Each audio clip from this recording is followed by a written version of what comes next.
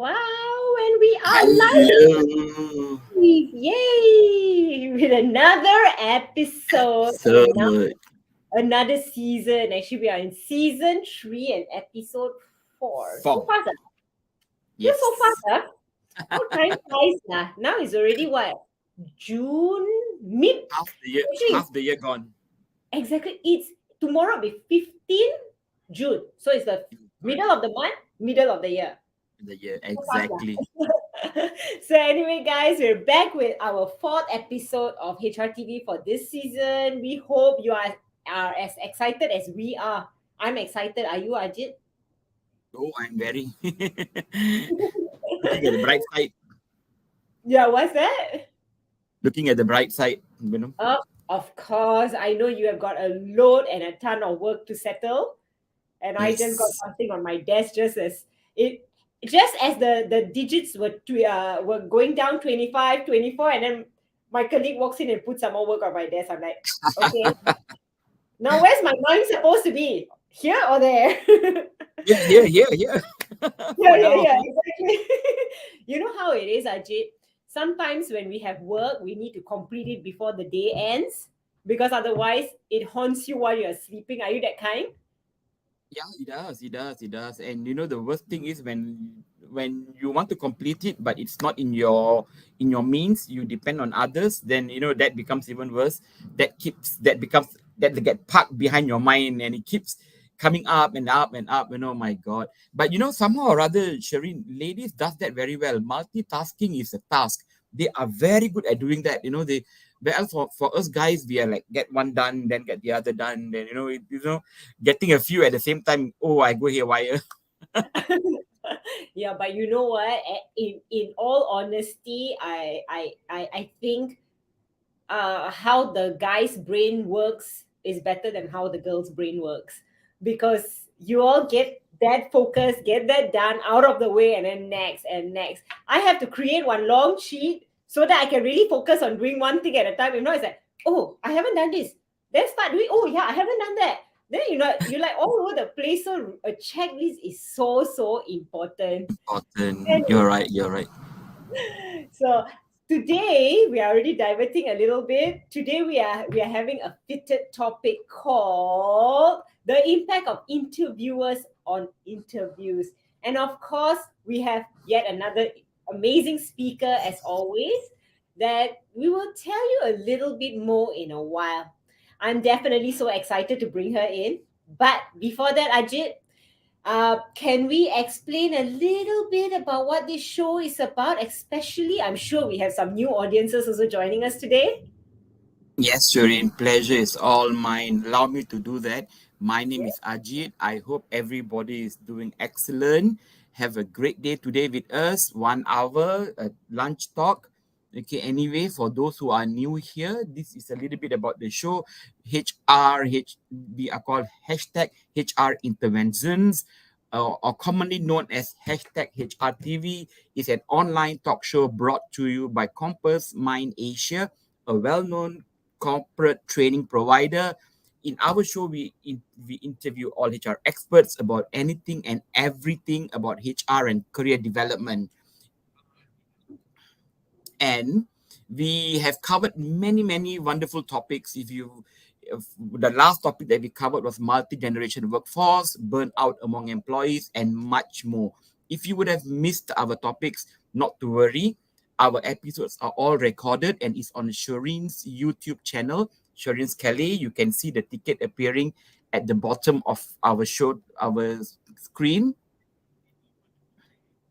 Yeah, so make sure you go to watch all the previous episodes of all the previous speakers because it's simply amazing. But remember, only after the show, yeah, not now. So I see Arena there. Hi, Arena.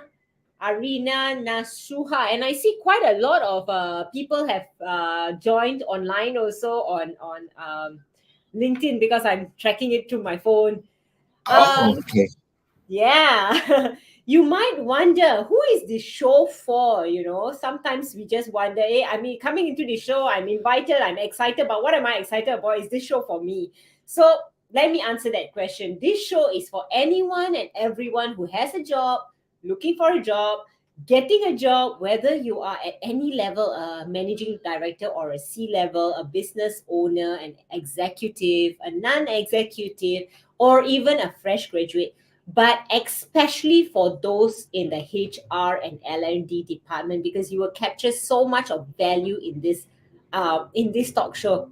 And as always, we would love to know who's watching. Like I say, we see so many people on the show. Let us know. Say hello. Just say hi to Ajit, handsome Ajit, and say hi to you.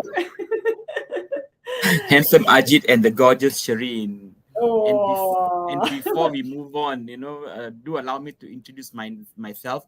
My name is Koljit. I'm the HR director and HR APAC director at Flexis. People do call me Ajit, so please feel free to call me Ajit. There we have got some people saying hi, Eng Cheng Neo and Siti Nur Haniza saying hi as Haniza. well. Hey, Haniza, Siti Siti Nur Nur. Haliza. Yes. Yeah, and then we've got Erica also. Hi, Hi, Erica. Erica. And Okay, I'm Shireen, the Managing Director of Compass Mind Asia. And this is HR Intervention Season 3, Episode episode 4. 4. Okay, very.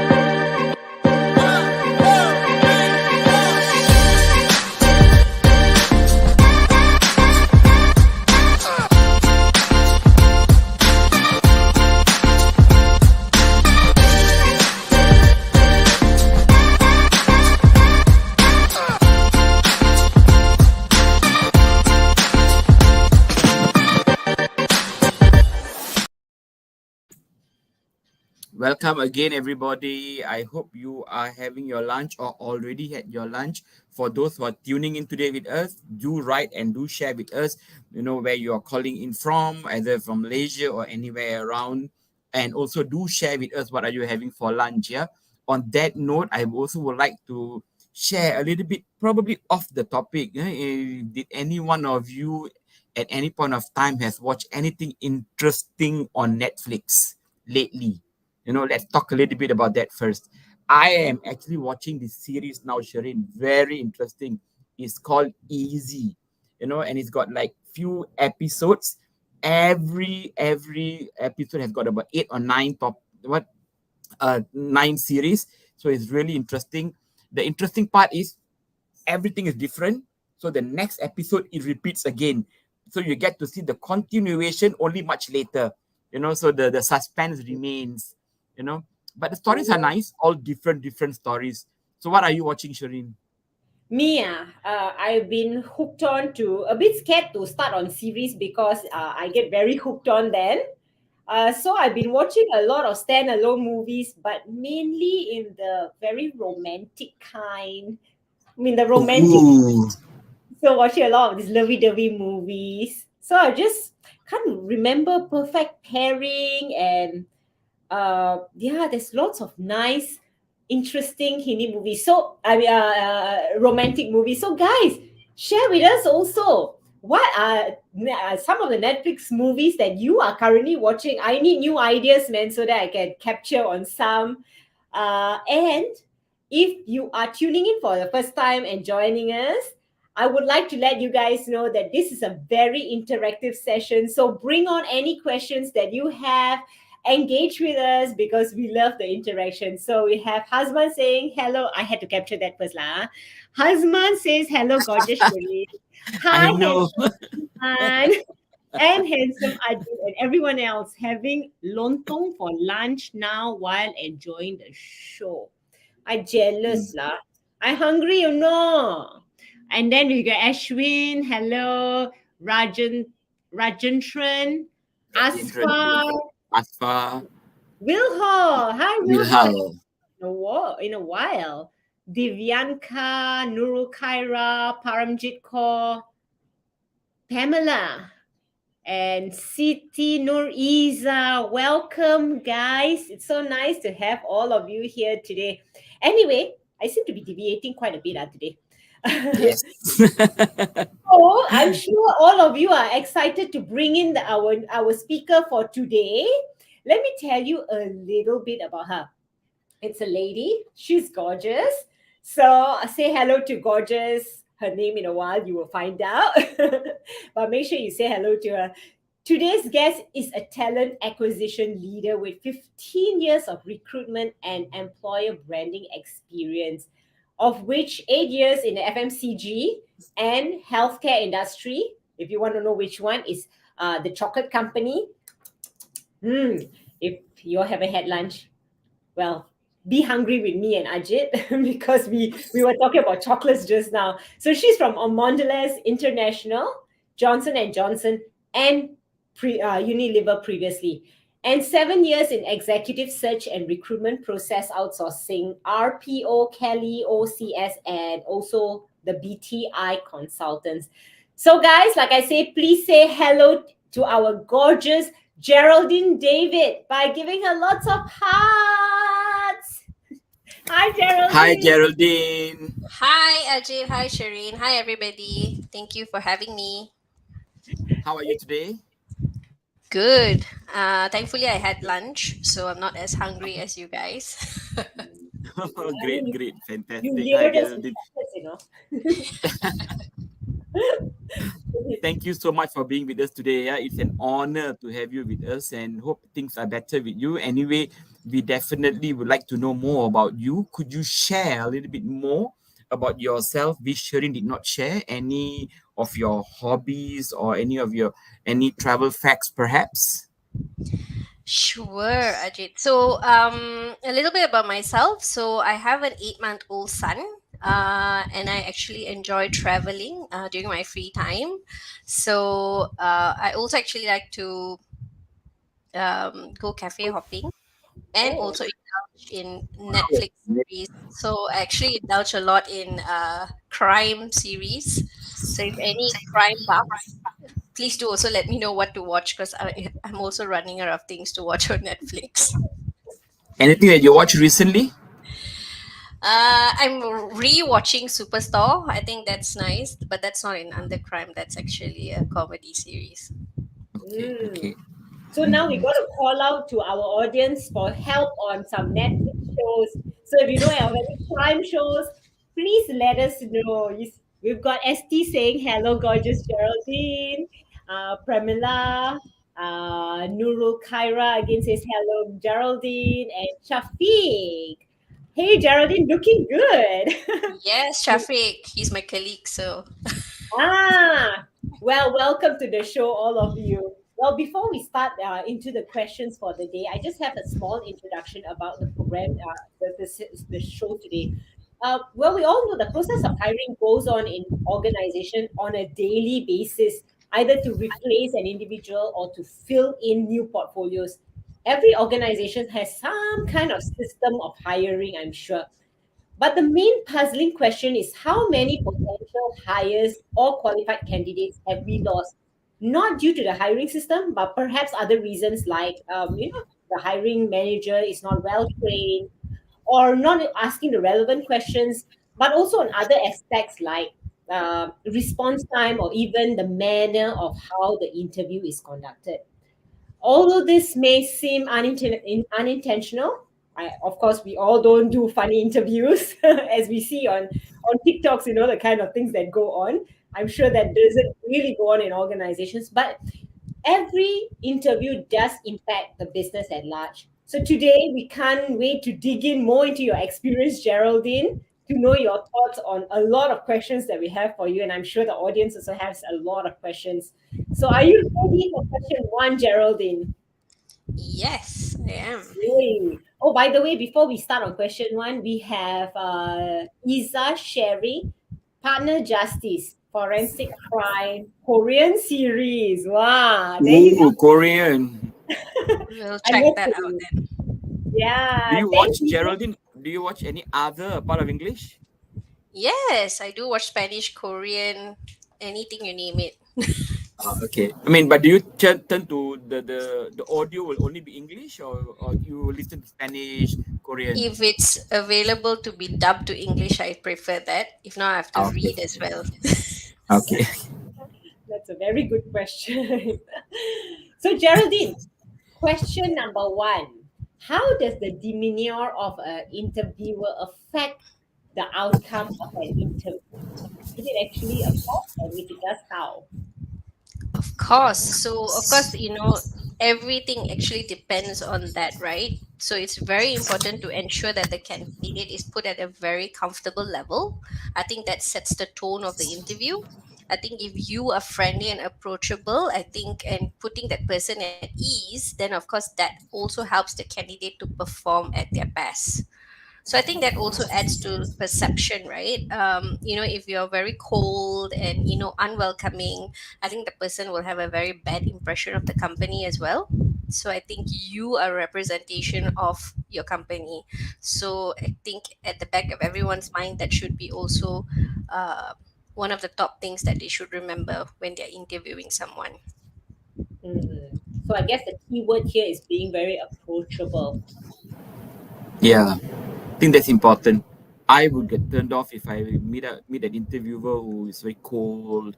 I mean that projects the culture of the organization. Probably I would not be so interested, so keen, to pursue further. Yeah. Yeah.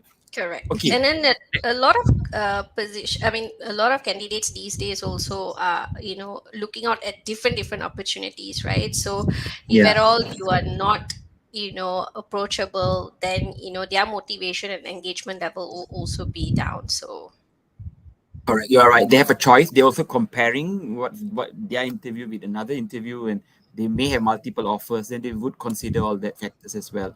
Well said, Geraldine. So let's move on to the next question. What qualities and skills are important for interviewer to have a positive impact on the interviewing process? Hmm. good question, Ajit. So, a few things here. I think the first one is active listening. I think a lot of interviewers forget that they are interviewing someone. They should actually pay attention to the interviewee and actually note down their responses. So, this could be actually non-verbal. How their language is, see what they're doing when they're answering those questions. And I think also being objective and fair. So sometimes we always go with our bias in before even interviewing someone, right? If you really kind of know that, oh, I don't think I might like this person, and you go with that notion, and that already sets the tone for the interview. So I think that is wrong. And I think also going with the notion that you're always continuously learning and developing, because you have to keep yourself updated, right? On interviewing techniques, things that are always changing. You need to actually keep up with the best practices as well. Hmm. That's a good one. You mentioned about interviewers' biasness, right? So, how an interviewer's bias impact the fairness and objectivity of the interview, because they've already got that mindset, right? So, how how does it affect? So of course, that there are a few different ways. So of course, there's preconceived notion. So of course, there's stereotypes that you already have with certain groups of people. Based on gender, age, religion, race. There's also different confirmation bias or halo horn effect. So I think one thing is to step back and actually go with an open mind, and also kind of analyze what biases you kind of have, and see how you can actually change that to be fair to every candidate you're about to interview. So, Yeah. it's about being aware that you have that biasness and try to being aware and doing away with it. Yes. Yeah. Yeah. Good. Well said. Hmm. All right. So before we continue with our next question, we have a particular question for our audience. So, audience, are you ready? Have you ever had a peculiar or unusual interview experience? That would be interesting to know. Share in the comment section below. And guys, if you have any questions or opinions at all, this is a very interactive show. So put in your questions because Geraldine's going to try to answer as much as possible because she's the expert in this area. And you know what, Ajit and Geraldine, we have more suggestions of movies that we can watch. Liz says Inhuman Resources. Asfar says Disham. Yo, this one our Punjabi movie lah. Yeah, I have never Yeah, watched it before. yeah. I mean, I can't remember, but I know this was a very famous one.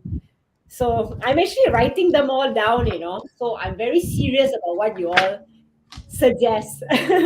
So now let's get serious also and ask Geraldine more interview-based questions also. Over to you, Ajit. Okay, how can an interviewer create a comfortable and inclusive environment for the interviewee? I What think can the one of the interviewer things do? Yeah. Yeah, I think one of the things the interviewer can do would be to, have a warm welcome. I think to be approachable, have a friendly greeting, have a big smile when you're interviewing someone. When you introduce yourself also is one of the things, so at least they get comfortable and they know who you are, and then also establish rapport. So I always like to make my interviews not so formal, because sometimes they tend to not want to open up, right? So try to establish some small talk so that at least they feel a bit at ease, because sometimes it can be also quite nerve wracking, right, going into an interview and not knowing what to expect. So I think if you set down the agenda as well, to kind of let them know how the flow of the interview and how long it will be and what to expect, that would be good. And also allow them to ask questions, so to ensure that you create a safe space for them. Mm, Okay, yeah, interesting. I my understand by sorry, the I body language and all that, sometimes some candidate comes out to be super nervous, despite you being friendly, offering them water to drink and whatnot, and they probably just need some time. How would you manage that? I think it's good to just reassure them that to be calm. Sometimes telling them to be calm is going to give you the opposite effect, right? But I think sometimes Yeah, just to get their mind thinking about other things, ask them yeah, about the weather, ask them about the news, ask them correct. about something else. So I think that will change or deviate or turn the topic around to something else. Exactly. Small talk is really important. I think the best way to actually get them not to be so nervous is actually to do some small talk. For example, how would you was it easy to find parking? Was it how do you come here? Was it you drove here or you took a grab or things like that? You had your lunch and things like those are small talks that you start off with. I think that will get them a bit more calmer. Get them to be a bit more composed and slowly bring them into the interview process. Yeah, very well said, Geraldine. Fantastic. yeah, Thank you. that sounds like a very comfortable flow, like Geraldine Yeah. and Ajit has explained. Now I feel like I want to go for an interview, but nobody wants to offer me a job. Geraldine, you mentioned about active listening just now. I mean, yeah, we all have 2 ears and one mouth, but sometimes we talk too much and not listen enough, right? What is the role of active listening in the interview process, and how does it affect the quality of the conversation at the end? Yeah, so I think it's very important as an interviewer to, to kind of practice active listening.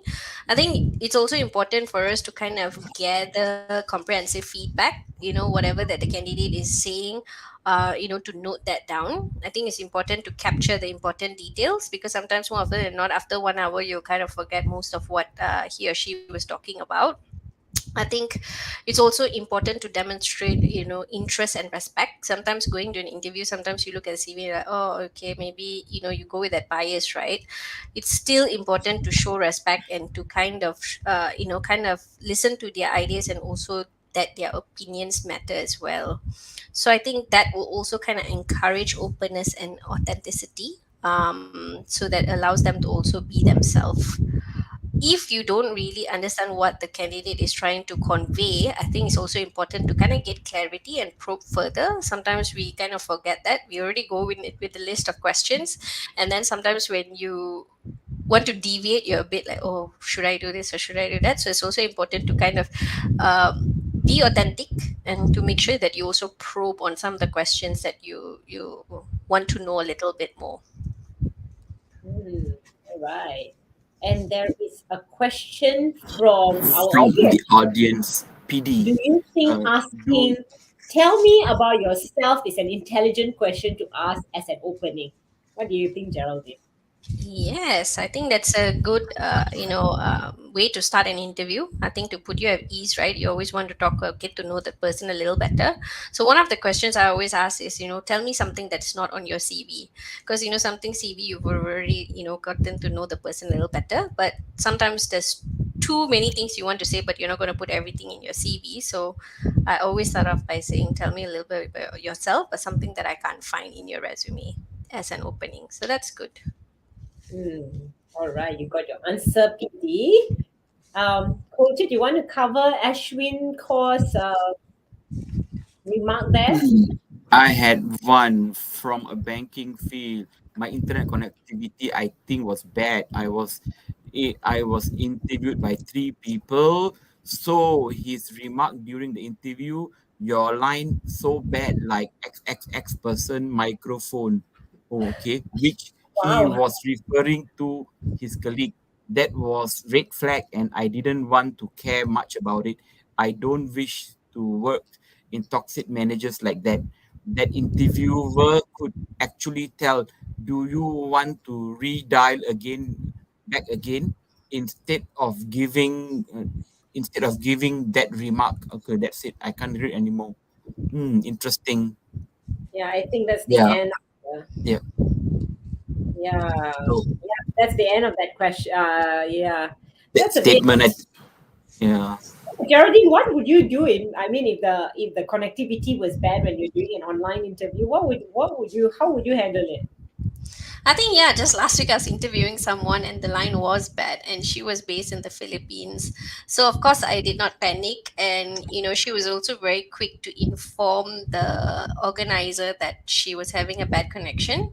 And the person actually wrote to me and it was very, very fast. And I just had to wait like 2-3 minutes and she redialed in. So I think it's important to be patient and till the person redials. Yeah, that's Mm-hmm. I've Agreed, got agreed. several of those situations also, and you're right. It's about being patient, and then they just Yeah, disconnect because I mean, technology we can't control. I mean, yeah, even our HRTV could go wrong today. Boy, touch wood. Thank God all our connectivity is fine. yeah, you're right. Okay, anyway, you are right. Sometimes things can go wrong. But I think the interviewer need to be a bit more professional. They need to manage it well, and please don't make remarks like that person, this person, and that. And people are listening and people are viewing. So professionalism is really important. It's always important to project the right image. Even when things goes wrong, not to panic. I think that's important. Have you ever experienced something, Geraldine, during interview, something went wrong, or and how did you manage that? I think, yeah, like I mentioned, right? I think connection issues will be always, occurrent every now and then. But other than that, the only thing is maybe one thing that comes to mind is maybe the candidate had a wrong timing, so they missed the interview because maybe they thought it was a different time, and yeah, so we were still quite nice and we rescheduled it, even though the person forgot about the interview. Wow, that's very nice of you. Some interviewers don't do that. They consider the interviewee to be irresponsible. You should be a bit more mindful about the timing. True, That's very nice. true. That's Can very you nice of imagine you. if someone came early for the interview? I mean, a day earlier for the interview, excited. We've had that, I think. Many years ago, I think I experienced that. The person Oh, actually thought about the wrong day and came earlier. oh Oh, okay. God. Early not so bad. Just don't be late. Yes. Late is the impression. Like you say, some interviewers might think irresponsible. You're not thoughtful about your timing. But earlier, Correct. what would you do actually if the interview is actually already in the office? Would you go on with the interview or tell the person to go back and come back tomorrow? I think we always try to accommodate and we see if the person is available. If a person is not available, then we'll ask them to come back on another time. Yeah. Yeah, yeah. Okay, good. Okay, I have another interesting question. How can candidate navigate a situation where the interviewer is being unprofessional towards them? Maybe say, disrespectful or a little rude or, maybe a bit cold, things like that. What can the candidates do? Yeah, I think the first thing is to stay calm and composed. I think that you also should maintain some professionalism, right? So if at all you try to do whatever you can and the interviewer is still being very negative or difficult, then you can always document the experience, and then later on you can actually seek support from a trusted friend or some professional to see what you can do in that situation. So if you feel like it was really bad, because I think one case was there was an inappropriate question asked. This was many years ago, and there was an inappropriate question asked, and the person felt like not too comfortable being asked those kind of questions. You can always report the incident. Of course, don't take it to social media. I feel that you don't do it too fast. Always go to the right person and try to speak about it first, just to get clarification and see what can be done before taking it to social media. What you brought up was excellent. I mean, social media nowadays, people what they do, little things they bring up social media. It's Yes. like you can also see a lot of comments being posted at Glassdoor and and all these forums and whatnot. What do you think about it? Do you think that's appropriate? That's right? I think seek all other channels before going to social media. Sometimes you feel like you're not heard. You could have gone to the right avenues and maybe nothing or no action was taken. Then you went and left a remark. That should be okay. But I feel that you should always do what you can first by talking to the people who are, associated with interviews, and then if that fails, then you can take it to Glassdoor. But then again, you don't want to burn any bridges, right? Who knows, there could be a new manager down the line in 2 years time, and you don't want to burn or close all doors to that organization. Hmm, that's really Okay, good. wonderful. Talking about social media, right? Well, I know interviewers actually do research about interviewees via social media nowadays. So, like Geraldine, you said always try other avenues to find out why something happened, like a disrespectful interview and stuff like that, before they go onto social media. Because another company who will interview them might even see what they've rented out on the social media. So then it creates a certain perception in some people. I mean, Yes. a lot of people are very objective about comments nowadays because they know social media is something the Gen Z just loves putting up. So I think a lot of interviewers are objective about that, but there are some also that the biased ones who might have that perception about the interviewee already. Yeah, Yes, that's true. it's good. Okay, we have more questions for our guests before we end the show. But here is one question for all the audience who's listening in. How, as HR employees or even as a listener today, how you would suggest to improve the hiring system for candidates and the organization? Do you have any suggestions? What you think would be the right way of us to improve? Anyway, if you have any questions, feel free to post in our chat as well. So we will bring up these questions. And if you have any comments as well, feel free to even write them down in our chat. Okay. So I repeat the questions as HR employees or even business. How would you suggest to improve the HR hiring system for candidates and their organizations? Mm. Let's hear from the audience what Yeah. they say about it while I ask Geraldine another question. Sorry. We have another question here from PD. Not sure if Oh, this is appropriate to ask, but what is your opinion on interviewers asking interviewee questions, what request questions, personal documents like pay slips, requesting for personal documents like pay slips. that's a good one. Okay, so this would be to me, right? Yeah. Yeah, I went silent for a while. Okay, so I think it really depends company to company. So different companies have different procedures, right? But in Asia, it's very much accepted that we still request pay slips. Not really to kind of find out.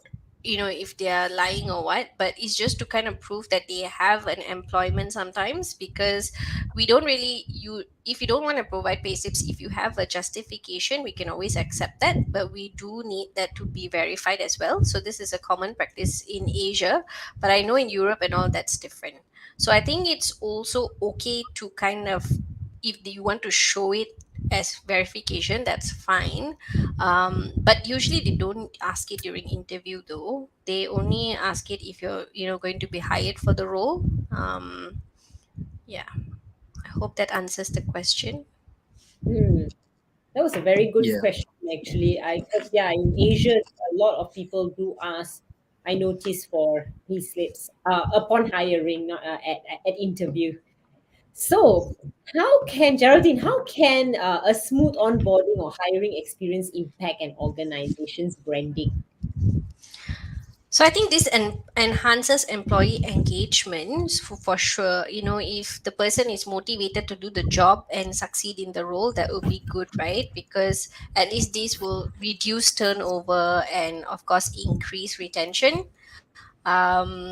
You also want to have a positive employer branding, and this person will then, who has a good experience, who had a smooth onboarding, will actually go and in turn refer their friends and family, because they will also be inspired to want to join that organization. So I think that all helps with having a smooth onboarding. Hmm. All right. Ajit, you must be very thirsty. Kind of. Must drink a lot of water. I was told by my last doctor that I don't drink a lot of water. Anyway, sidetrack a bit. Okay. Anyway, With the weather, yes, definitely. yeah, the weather. You're right. You're right. I agree with Geraldine. Onboarding is really very, really important. It's an image of the organization, and this can also make the candidate to change their mind. You may hire someone, they may decide to join you when they see a very bad onboarding.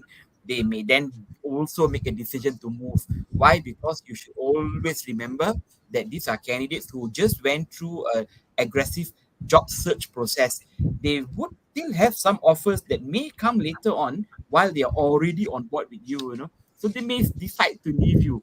So we need to always be nice or kind, or have a proper onboarding so that the candidate will feel very comfortable to be on board. This is my personal experience. I have personally onboarded in organizations where I felt, my God, there was big disconnectivity, and immediately knew that this is not the place for me to be in. So I think I would totally concur what Geraldine has said. Yeah, true. And also talking about hiring process, right? I feel now the hiring process is both ways. It's the interview process is both ways. You are actually being interviewed as an employee, and then the employee to be is also gauging whether they want to join the organization. So not only you're going to be hired, whether the organization is also going to be hired by you. Exactly, exactly. Okay, we have a comment from Hajit saying, "Hi, good afternoon. Good afternoon, Hajit." Okay, let's Yeah. move on. Let's move on to our next question. Mm. What techniques can the interviewer use to engage interviewee and encourage them to share valuable experience? I think one of the ways would be to ask open-ended questions. I think that way this person will also kind of be able to share based on those questions. Like I mentioned earlier, probe and follow-up questions. I think that is necessary. Sometimes the interviewee might feel that that is the answer that you're looking for, but that if not quite, then you probe a little further. I think also, remember I mentioned earlier, building rapport. Sometimes if you see them struggling, kind of deviate to something else and then come back to those questions. I think it's also important to be empathetic and also show emotional intelligence. Sometimes not every candidate would be the same. So that's why you must apply what you know at certain points. And also, if the person is struggling, I think you can also use storytelling. You can always ask them, like, can you walk me through a day to day, in your role or something like that, so that at least they understand what you're trying to ask them. Mm, yeah, that's a good one. So you say ask probing questions. Probing questions means that if they've answered a question this way, along the interview somewhere you ask a different question that confirms that answer that they gave earlier? Is that what you mean? That one is to kind of build rapport. So you kind of like summarize, right, what they were saying earlier, and then you kind of clarify if that was what they were saying. But yeah, something like that, Shireen. I guess it's also along what you're saying. In that way, you can also just repeat and see if that's something that they are mentioning. Okay, then Yeah. I'll Also, understand. you also can probe by going deeper. Say, for example, when you ask them things like, share an experience, what you have done. Then they say, I've done this project. When was it done? Who was your teammates and things like that. Then you probe further and further to see whether there are facts to be shared. So Mm, about one specific topic. So I think that's something. Okay, that how you could actually probe. Let's take another audience question. We have a question here from PD. If a yeah. candidate is unable to turn on the camera during the Zoom interview due to technical issues, would you, as an interviewer, proceed with the interview? Yes, why not? I mean, yes, we are not able to see you, but you can still speak. I think that's the most important. Yeah, so you can hear to a certain extent. Yeah, I agree to that. Then we've got another question from Ashwin Kaur. Why some HR does not give the position paid salary but choose a benchmark of 20% to 30% increase? Some people are given low salary, which is not their fault. Position paid salary has a range, minimum and a maximum. The HR sometimes doesn't even give the minimum salary of position paid salary. You experience that a lot, Ashwin, Geraldine. No, not at all. Because, of course, salary ranges are private and confidential. But, in any set role, if you're starting off in a role, they should at least start at the minimum of the salary range. So I'm not too sure, why those organizations have not given you as such. If you're mentioning a certain, scenario, it's unfair for me to comment without knowing or understanding a little bit more about the background to that question. Yeah, the big picture of it. Yes. All right. Geraldine, how can interviewers provide constructive feedback while maintaining a respectful relationship with the interviewee? Just say there are certain things that you actually notice that the interviewee could have done better, perhaps, to get the job. How Yep. would you tell it to them? I think it's important to find a balance to give negative and positive feedback together. Don't always just say negative feedback. So I think always also focus some positives. Also focus on the behavior and performance of the person and not the personality of the person when you're giving feedback. I think it's also important to be specific and objective as well, and use clear, non threatening language, if that helps. Okay, the minute you say non-threatening language, I thought of someone pointing finger. You did that wrong. Oh, that's it, gone. I mean, you see funny videos. I have seen all sorts. Lucky it doesn't really happen. So, Okay, Geraldine, interesting. What about body language? mm, You mean as Yeah, as something an that you're interview. giving Yeah. feedback? Yeah, I mean, yes, because of course, we can understand that sometimes you're nervous, so you can discount some of the body language. But if it's really bad, like it affected the whole interview process, then it's something that you can also give as constructive feedback. But remember to put it also with some positives, so it's just not all based on the negatives. Yeah. Would you hire somebody with a negative body impact? I mean, would you take someone? Would you consider? If I'm in that juncture that I feel I want to give the candidate a go, but I'm not too sure, I would get somebody else to also interview. So at least I have, some comparison and somebody else's judgment as well, Okay, not just okay, based on my feedback. Okay. Okay, good. Do you provide feedback to the candidates? I mean, after the interview session? Mm. Is that If common? they had, yeah, usually no, it's very top down, but if at all they would want to have a detailed feedback, then yes, we do.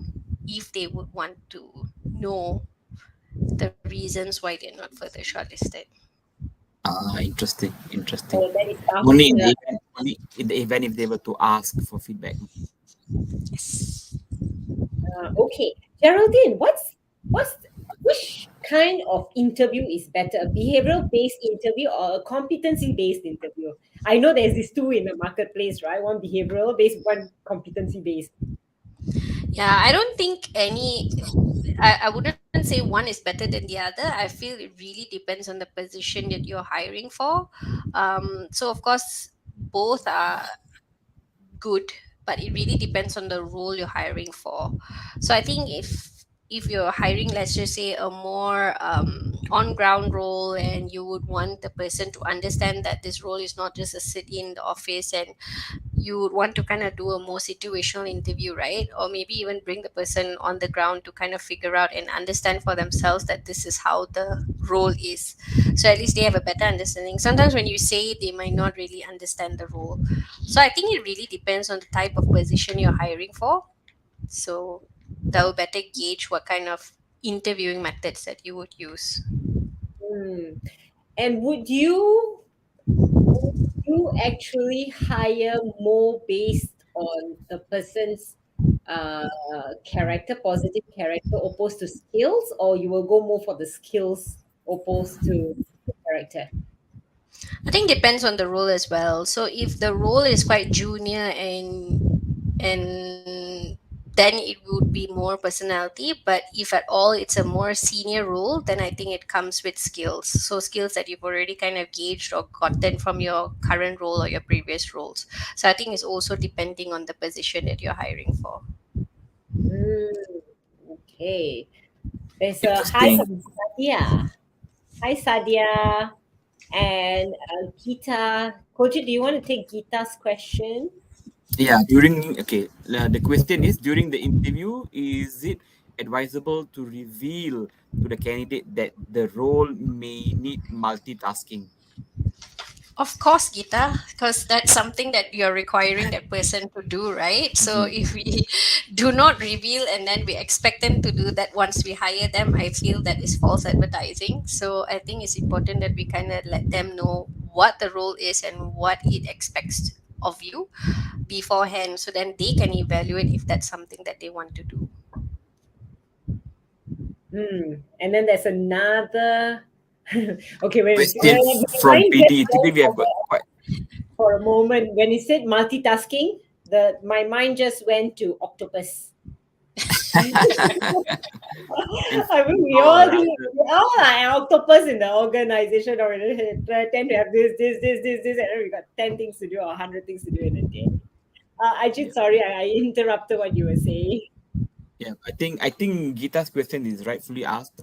To be honest, we need to out front tell the candidate what are the requirements for the job. If it's multitasking, you tell multitasking.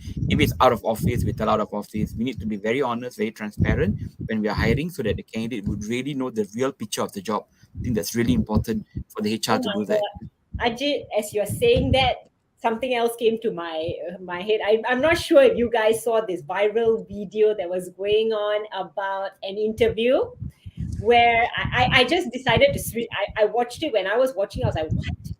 What? No. And then the end was like, wow, okay. So I decided to show it to some of my colleagues too. And some of them were like, no, no. And Elvina, my colleague Elvina, she's like, I know this already. I know this. So the interview was like this. The interviewer was saying, okay, your job has no breaks. You are required to band the whole day.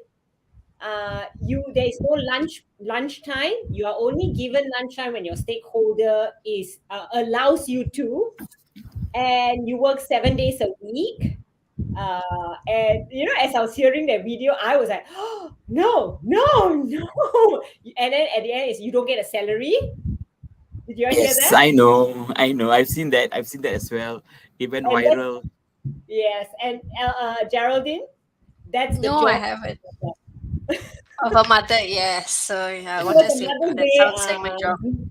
Yes, correct.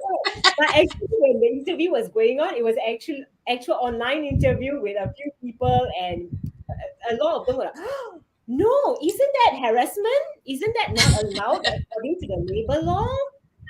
It's like, but actually, that's the role of a mom. So I thought that was a very good one, as Ajit was saying, talking about multitasking. Because, yeah, respect to all mothers out there. So anyway, PD has another question. When an interviewer says he will get back to the candidate within 2 weeks, does this normally mean that the candidate is actually rejected? How do you tell a rejected candidate? I think what he means is Um, how to give the bad news to the rejected candidate. I think it's always a norm to say, right? Okay, you'll hear back from HR in 2 weeks, and just as a standard reply. But that doesn't mean that the person is being rejected, because the person is also interviewing a few more people, right? So I think that person is just giving some timelines to say that, okay, I'll finish all these interviews and then I will give you the feedback. So it doesn't mean that it's a rejection.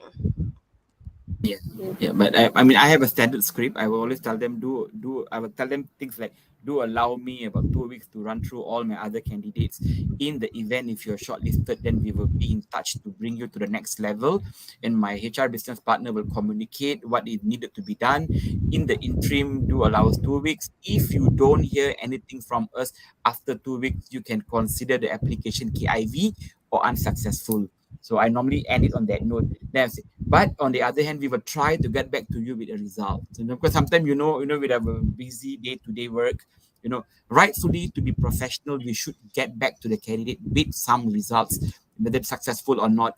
But sometimes it just slips through the cracks. We will miss some of these candidates.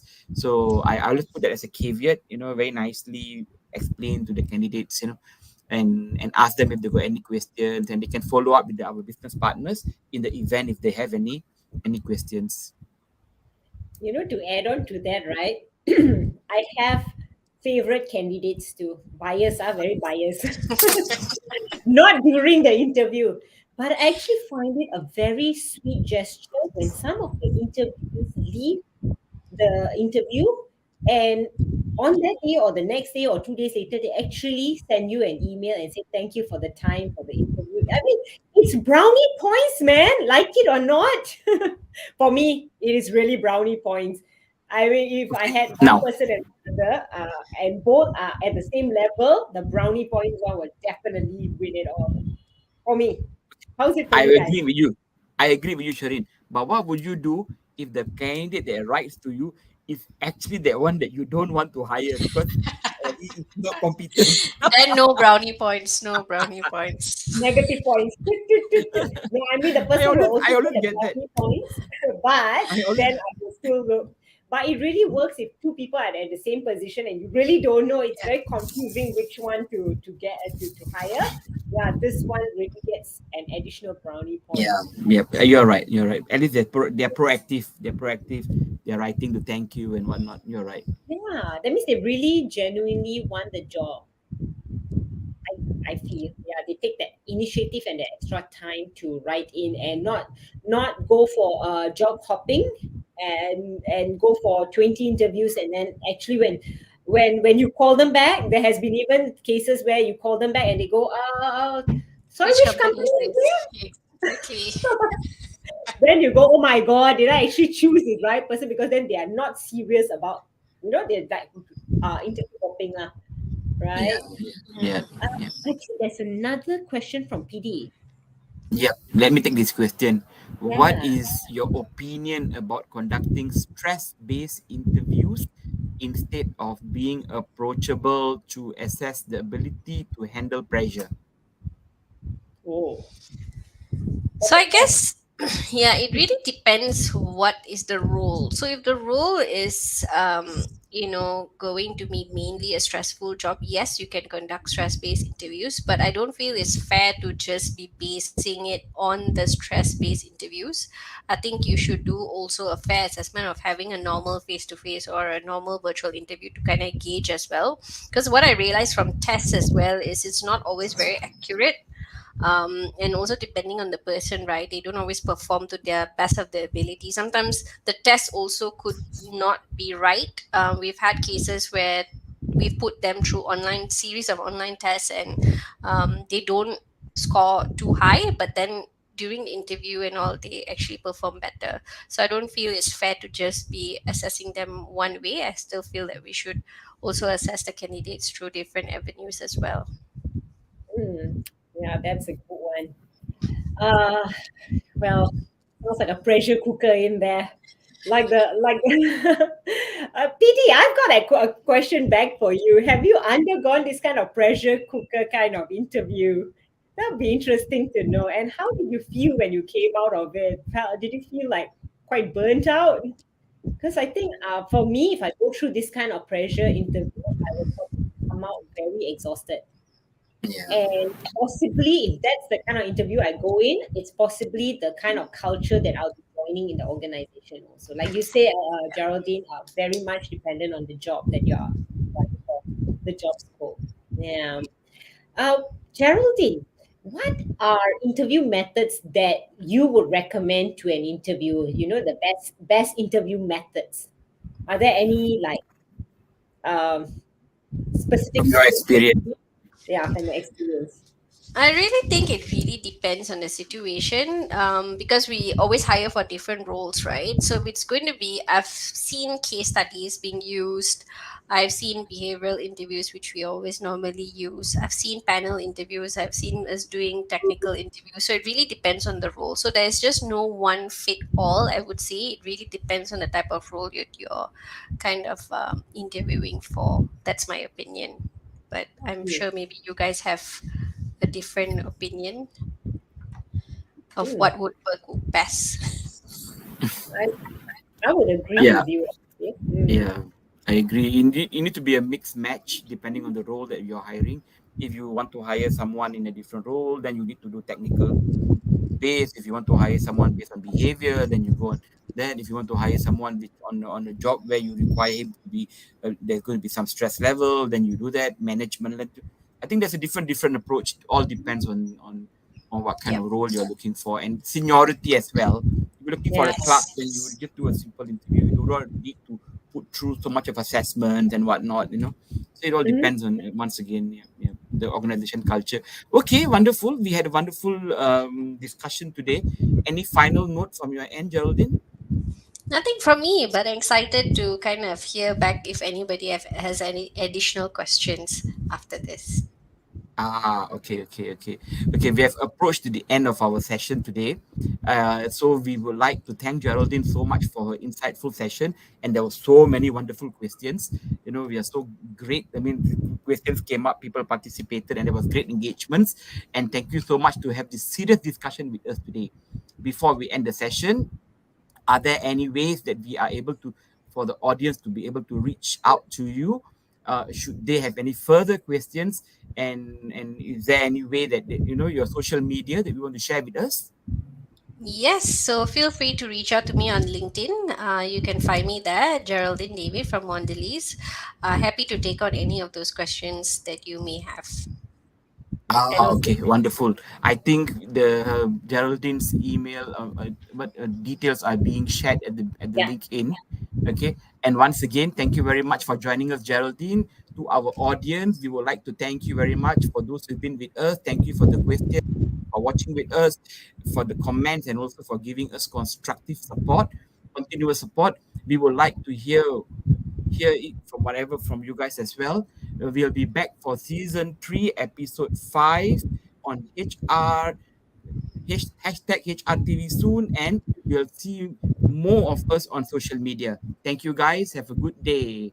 Shireen, over to Thank you. you.